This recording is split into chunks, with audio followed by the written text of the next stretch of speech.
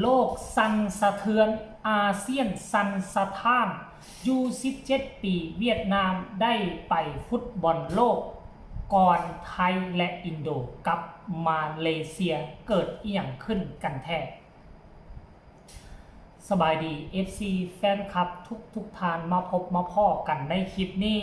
เป็นเรื่องเล่าข้อมูลข่าวสารเกี่ยวข้องกับกีฬาบานเตะซึ่งคนสปป.ลาวของพวกเขาก็ได้ตั้งตาเบิ่งตั้งตาส้มเส้นเดียวกันเพราะว่าทีมชาติลาวของพวกเขาตกรอบแรกไปเป็นที่เรียบร้อยแล้วรอบนี้เป็นรอบ16ทีมเนาะแล้วก็มีทีมชาติในอาเซียนของพวกเขานั่นลุดเข้าไปตั้งว่า3ทีมบ่ว่าจะเป็นไทยอินโดและก็เวียดนามแต่ก่อนการแข่งขันหลายคนก็มีการวิเคราะห์หลายคนก็มีการออกมาคาดเดาต่างๆนานากับมุ่งเป้าไปที่ทีมชาติไทยเพราะว่าอย่างประเทศไทยนี่ถือว่าเป็นหนึ่งในอาเซียนที่มีมาตรฐานบานเตะเป็นอันดับหนึ่งของอาเซียนอันที่หนึ่งมีงบประมาณ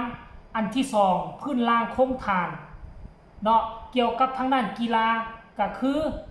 มีศูนย์เยาวชนมีกีฬาเยาวชนแล้วก็มีลีกเนาะเป็นเบอร์ต้นๆของเอเชียและที่สำคัญสนามกีฬาของประเทศไทยได้มาตรฐานระดับโลกสรุปรวมแล้ว11ประเทศในอาเซียนนี่ก็คือไทยเลิศล่ำประเสริฐสีที่สุด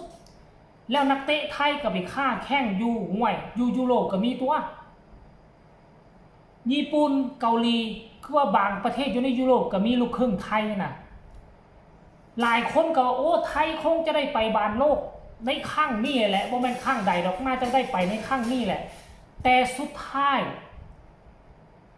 ผลสุดท้ายคือกอดคอกันบ่แม่นแต่2มันเป็น4พุ่นเลยนะพม่า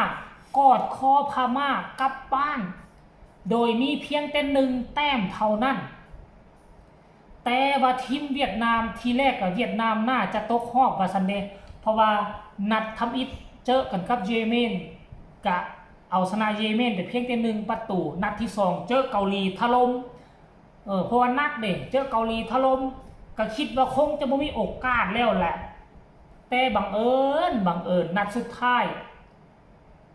แซงชนะ UAE ไป3ประตูต่อ2ทั้งที่ UAE นำไปแล้ว1ประตูแต่เวียดนามซัดเข้ามา2ประตูบาทเดียว UAE ก็ตีเสมอ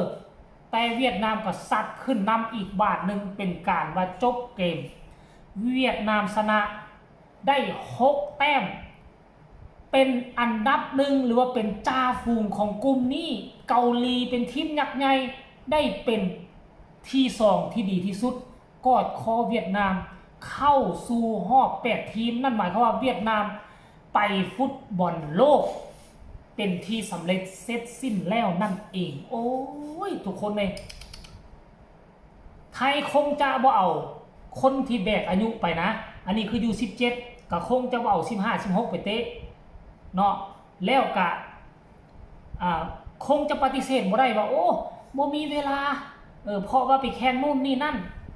บ่มีเวลาฝึกซ้อมบ่มีเวลาเก็บตัวคงจะว่าบ่ได้แล้วเพราะว่าหยังตอนแข่งขันU17ชิงแชมป์อาเซียนนั่นน่ะก็คือคนละทีมคือตอนนั้นนี่เขาจะเอาทีม B ทีม C มาแข่งจึงเฮ็ดให้ลาวชนะไปได้แต่ตอนนี้นี่น่ะก็คงจะเป็นไปบ่ได้สิไปว่าทีม B ก็บ่ได้เพราะว่าตอนแข่งขันอาเซียนนี่เสียให้ลาวไปก็บอกว่าเฮาเอาทีม B ทีม C มาแข่งทีม A ของพวกเฮานี่ทีมนัมเบอร์1ของพวกเฮานี่คือเก็บตัวเอาไว้แข่งขันตัวมันสำคัญกว่าก็คือรายการนี้แหละแต่ว่าผลสุดท้ายออกมาแล้วสัมผัสว่ามันบ่เป็นหน้าเพึงพอใจจากแรกเวียดนามสนามก็หญ้าขึ้นต้นไม้ขึ้นอัศจรรย์โอ้ยคือแต่บอลเลี้ยงงัวเลี้ยงควายที่เคยเห็นข่าวทางเพื่อนบ้านเพิ่นเฮ็ดแต่ว่าเป็นอย่างเวียดนามจึงประสบผลสำเร็จหลายกว่าทีมชาติไทยแต่ว่าความจริงนี่นักเตะทีมชาติไทยนี่ฝีไม้ลายมือยอมรับว่าเป็นหนึ่งในอาเซียนแต่เวลาการจัดการทีมของ เวียดนามกับไทยต่างกันคือว่าเวียดนามนี่นะเอาโค้ดมาจัดการจัดการแบบระยะยาวมีชนะแดเสียแดแต่กับว่าไล่ออกกลางคันเส้นสัญญา5 ปีก็อยู่5 ปีเวลาที่แพ้ก็ไปปรับปรุงแก้ไขให้มันดีขึ้นแต่ก่อนข้ามอยู่ทั้งไทยนี่ก็คือแพ้2-3 นัดหรือไปแข่งขันรายการนี่แพ้มาแล้วก็ไล่ออกหรือบ่ไล่ออกกับปล่อยให้ลาออกแล้วก็ไปดึงคนใหม่มาแทนคนใหม่ก็ไปเอาไปแข่งขัน2-3 นัดบ่ได้แล้วก็ไล่ออกเอาคนใหม่มาแทนมันก็เลยว่าการต่อเนื่องมันบ่ต่อเนื่องใดยกตัวอย่างว่าคนนี้เป็นคนเฮ็ดมาแล้วให้คนนี้มาต่อความเข้าใจระบบกันของโค้ดแต่ละคนนี่มันก็ค่อนข้างว่ายากเพราะว่าโค้ดแต่ละคนนี่มีแนวคิดเป็นของตนเองมีความคิดความอ่านที่แตกต่างกัน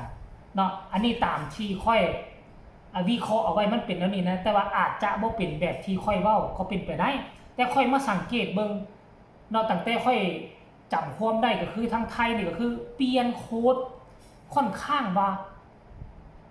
หลาย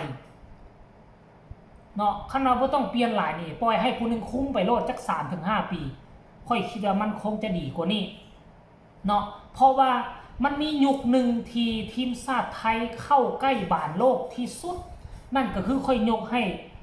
ยุคของโค้ชซิโก้ค่อยเริ่มเบิงบานเตะไทยคือยุคนี้แหละซึ่งเป็นยุคที่ค่อยเบิงแล้วคนหัวแตกคนหนาวแตกเพราะว่าเนี่ยสามารถไปแข่งขันกับทีมยักษ์ใหญ่ได้ออสเตรเลียแล้วก็ทีมจากอิหร่านทีมตะวันออกกลางน่ะโอ้โหก็คือสามารถสู่สีเขาได้ถึงแม้ว่าจะบ่ชนะกันยังว่าสามารถเสมอได้ทีมชาติชุดใหญ่น่ะมันก็คือว่าเหลือเฟือแล้วอันนี้ยุคนี่แหละเป็นยุคที่เข้าใกล้แต่ว่ากะสัมผัสว่าโคชิโก้กะไปบ่ได้กับสมาคมตอนนั้นก็เลยได้แยกไปมันน่าเสียดายอีหลีคือตั้งแต่คอยเบิ่งคือยุคนี่แหละยุคที่เข้าใกล้ที่สุดเพราะว่าอย่างอาเซียนนี่ถึกโคชิโก้นี่ปาดกินเรียบมันนะเวียดนามนี่โง่หัวบ่ขึ้นช่วงโคชิโก้อยู่คือเวียดนามนี่โง่หัวบ่ขึ้นเลยนะคือบ่มีไผต่อก่อนได้ในระแวกอาเซียนแต่วิก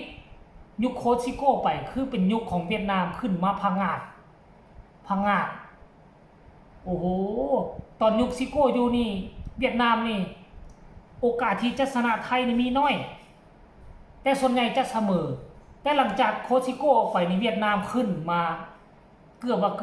อบจะชนะเกือบทุกครั้งเลยนับจากนั้นมาทานผู้ชม FC แฟนคลับเอาอันนี้ก็คือเรื่องเล่าดีๆที่มันเกิดขึ้นอยู่17 ปีเนาะของทีมชาติอาเซียนของพวกเฮาเหลือเพียงแต่หนึ่งเดี่ยวเบอร์1ของอาเซียนนั่นก็คือเวียดนามสมแล้วแหละที่เขาเจ้าตั้งฉายาว่าเป็นเบอร์1ของอาเซียนกันรอดไปเพียงแต่ทีมเดียวเดี๋ยวจะไปเจอกับออสเตรเลียถ้าเวียดนามผ่านเข้าไปได้มันจะสร้างประวัติศาสตร์หน้าใหม่อีกครั้งหนึ่งคือตอนนี้ก็สร้างประวัติศาสตร์หน้าใหม่โลกได้จารึกเอาไว้แล้วเวียดนามได้ไปบานโลกแล้วปัจจุบันนี้ฝากทุกคนก็ไลค์ก็แชร์กันแล้วกันเนาะใครมีคำคิดคำเห็นกับส่งข่าวมาได้ทางใต้คอมเมนต์ขอให้คอมเมนต์แบบสร้างสรรค์เนาะอย่าไปคอมเมนต์แบบดูหมิ่นดูถูกคนอื่นกันแล้วกันท่านผู้ชมเพราะว่าเฮาคือสหประชาชาติอาเซียน